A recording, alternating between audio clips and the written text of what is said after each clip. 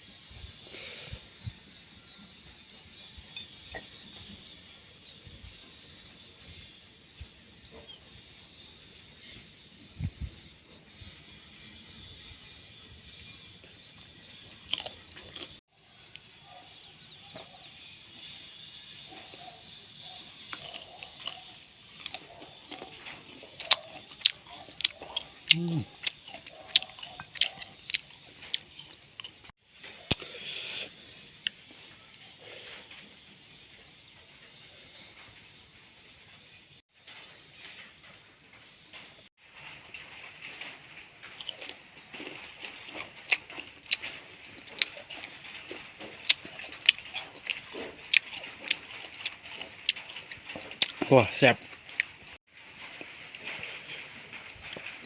ทอนปลาแดกน้ำลายแตกพี่น้อง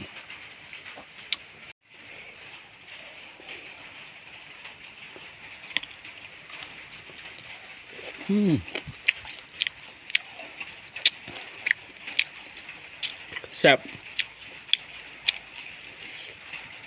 เหลืออยู่หน้าครับพี่น้องว้าแบบออร์แกนิกแบบโบราณพี่น้องเฮ้ยพุ่นเป็นรักดีพุ่นอยู่ปลายหน้าครับพุ่น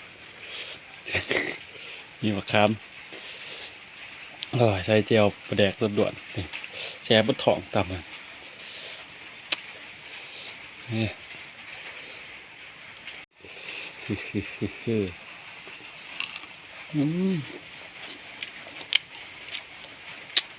แซ่บครับไปดิเบาแห้งสอนก็ไม่ได้สอน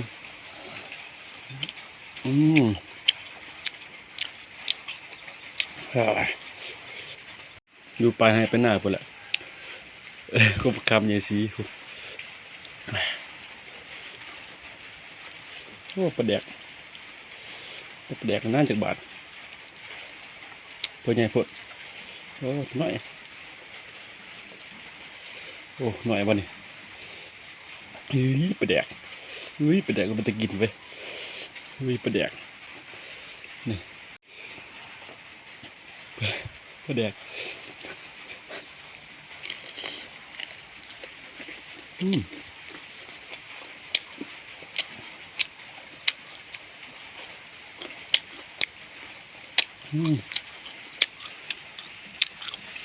แซ่บแซ่บ